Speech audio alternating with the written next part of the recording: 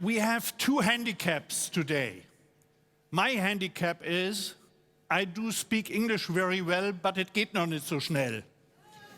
His handicap is a real one. He didn't sleep all night, and we want to explain. Why I'm involved. The two of us are people from the ground. We are farmers. And farmers are everywhere. Most resign job. We stay. And that's why I got to know him.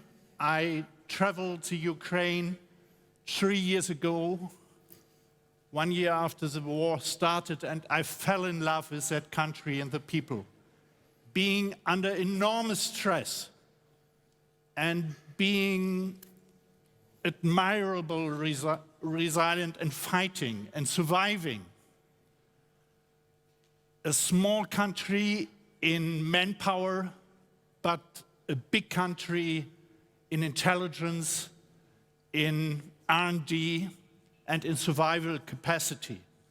And that's why I engaged with my colleague from the Farmers' Union, the small and middle-sized, not the oligarchs.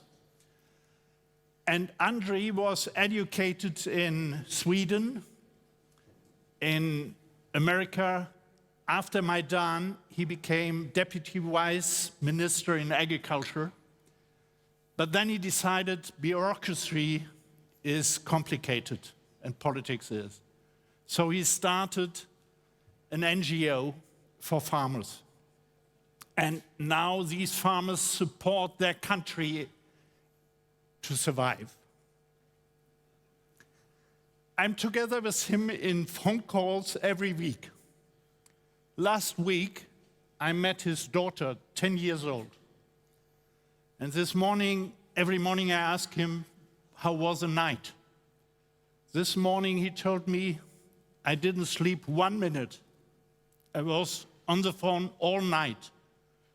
Parts of Kiev are evacuated because of the energy situation, and we had to take up refugees in our town in Uman. It's in the center of the Ukraine. And I asked him about his daughter, or the two daughters, and he said there had to be 24 hours in a shelter, in the cellar, and out of 24 hours, 23 hours no light, no energy, no heating at all.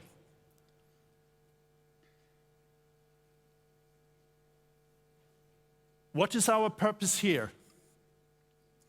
Our purpose is to join forces,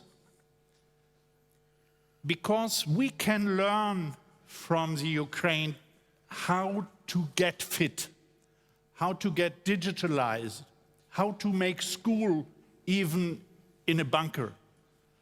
We can learn how to work together, business to business, and to come up with joint ventures. That's the purpose. We know, he knows, almost every brigade in the Ukraine very well, and he can link German companies with Ukrainian companies who are front runners in R&D, and there are more than 2,000 companies which are looking for joint ventures. So, Andrii, start what you feel and it's most on your heart. Yeah. First of all, thank you very much. It's a big honor for me to be here today. And I want to say thanks a lot to you people, because without support of Europe, and especially Germany, we would not survive as a country. In figures, the cost of the war today is around 120 billion euro per year. And half of this money we receive from you, and the other half of this money we make ourselves. And why should we talk about agriculture? Compared to you, agricultural sector is the only alive sector of economy in Ukraine today. It stands for more than 20% of Ukrainian GDP. and 65% of revenues are coming from Ukrainian agriculture today. So without our Black Sea ports, without our possibility to export food to the global markets, it would be really, really difficult for us to survive. But in 1 month, it will be 4 years of the full-scale invasion. Actually, many people think that the war started 4 years ago, but for us, it started in 2014. So it's more than 10 years now of the war. And as a farmers, what can we do? Besides our farm work, many of my members of our organization, they are in the army. We also invest a lot of money into defense startups in different defense companies in Ukraine. And this reason really why I'm here today and what I want to share that just imagine that innovation cycle of the war is 40 days. So every 40 days there is a new technology in the war. And we are... That's for the Bundesbeschaffungsamt. Yes, and we are very lucky. We have a lot of engineers, we have a lot of IT people. We are very technological as a country. But unfortunately for us and for you, for these 4 years, we have educated Russians. Russian army is completely different now than it was 4 years ago.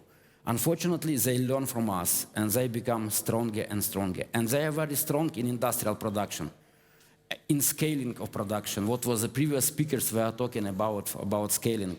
And that actually what we need. We started thousands of companies in defense sector, but we do not have access as Ukrainian companies, we do not have access to money. And we need partners. We need to have this possibility to scale up production very fast.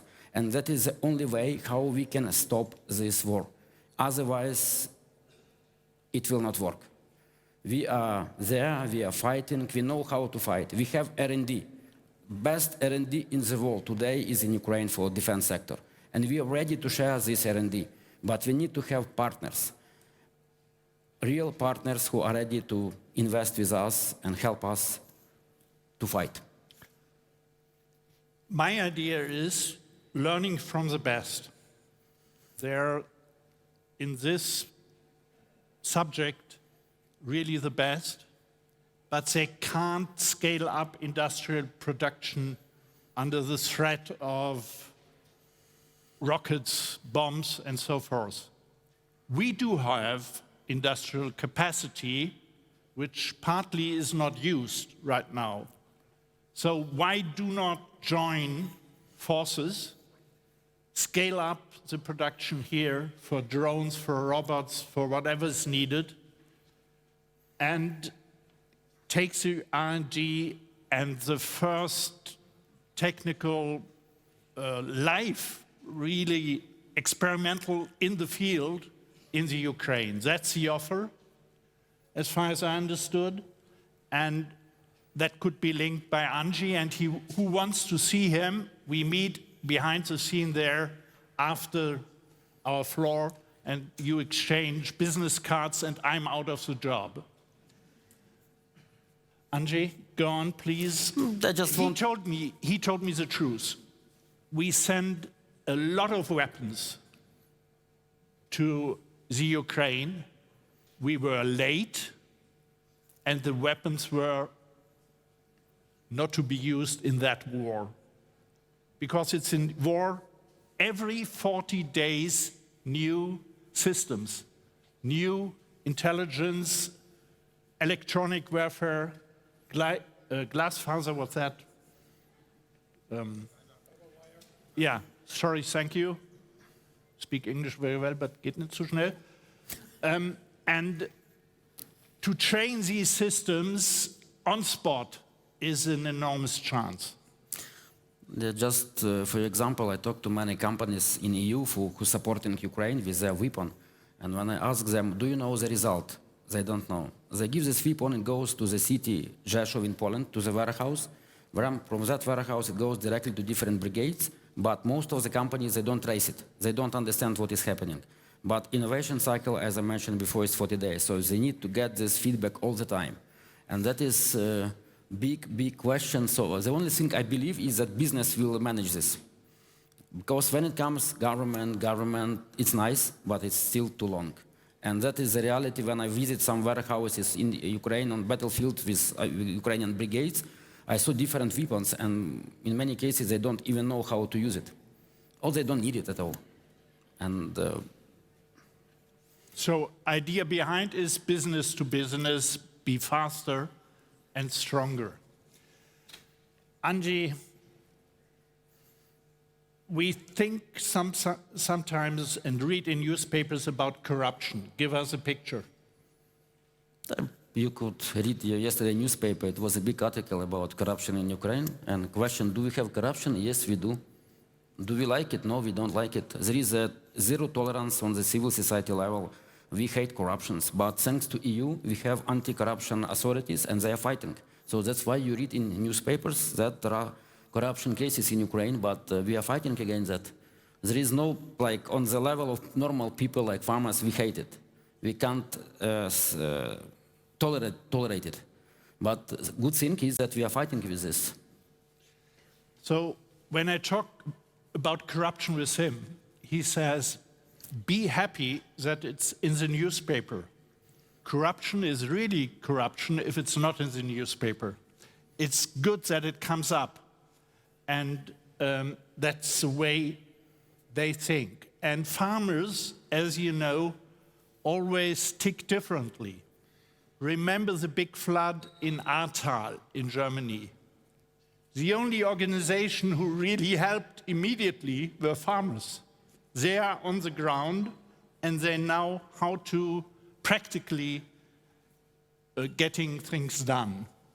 Please explain what your farmer organizations does to support members and foundation. We start from the very beginning of the war. When Kyiv, for example, was almost surrounded. Was only one way to Kyiv from Odessa, from the south of Ukraine, and they didn't have wheat for bread. So they had hospitals, schools, army in Kyiv, but they didn't have wheat. So we have supplied 40,000 tons of wheat to Kyiv. It was in the beginning of March 22. So that's like our role as a farmers, like humanitarian role. And the only business, we have such expression in Ukraine, unfortunately, like relocate business. Relocation of the business because of the war. But you can't relocate a farmer business, you can't relocate land.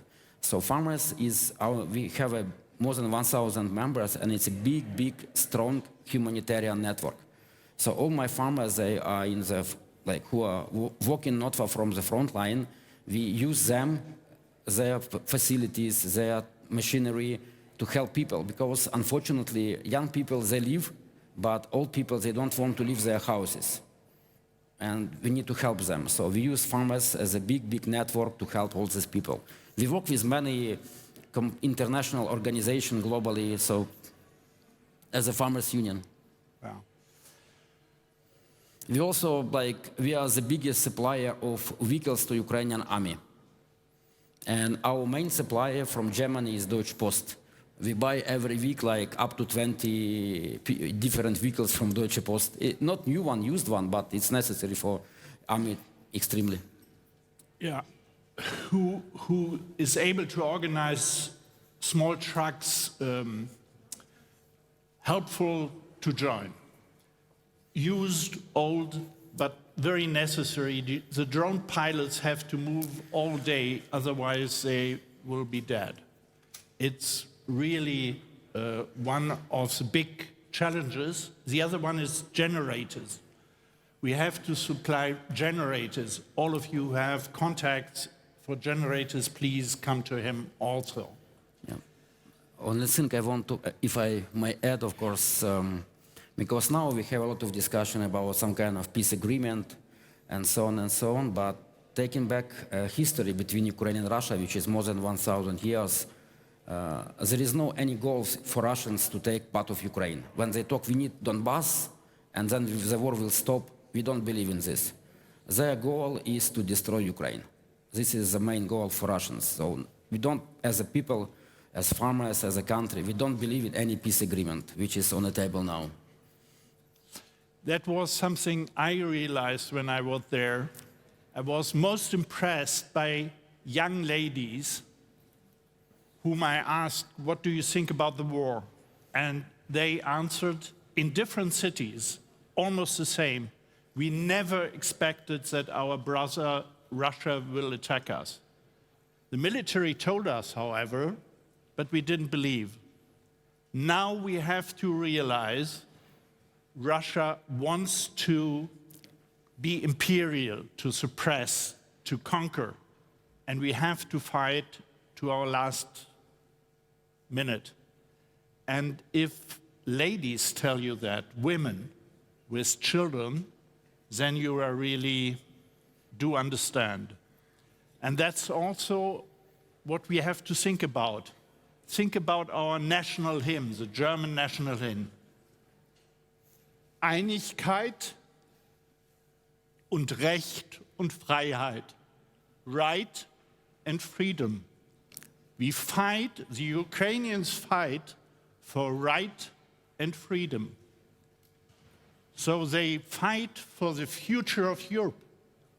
If they lose and Russia overtakes the country and their R&D and their knowledge, we are in a much worse situation than we are now. So right deterrence, Abschreckung, is to be strong and to support that country. And it's all about the future of Europe, in my view. And what I like about him, when I met him first, he asked me, Prince Michael, how can we build the future of the European agricultural policy? We don't want subsidies, but we want free trade to the world, because Ukrainians feed the world. Africa lives from Ukrainian wheat. And don't think Putin is a nice guy. He takes wheat as a weapon, as he took gas as a weapon. So we really have to go for it. Yes, Ukraine and EU together, we are #1 food supplier in the world, especially when it comes to wheat. And one thing which I would like to tell you, you will not read it in the newspapers because it's not a very popular thing. Unfortunately, the territories which were occupied by Russians, people who lived on these territories, they are Ukrainians, and now they are in the Russian army. So they use Ukrainians, and these people, they have no choice. They go to the army to fight with us, or they would be killed anyway. So that is, I mean, you can't even imagine it's, when we talk about Russians, it's monsters, like it's something which is not in, we cannot, we have the same values. We treat our people, we think that people's life is the most important thing, but for them it's different. Like in, now, like every day, more than 1,000 Russians are being killed in Ukraine, and they don't care about that. Last point, if I would be young, I would start a joint venture immediately. I'm looking for my grandchildren. I have 29 of them. That's why I'm here. Only 29? And I'm looking for Einigkeit und Recht und Freiheit. Unity with the Ukraine and right and freedom for whole of Europe and the world. Thank you so much. Thank you.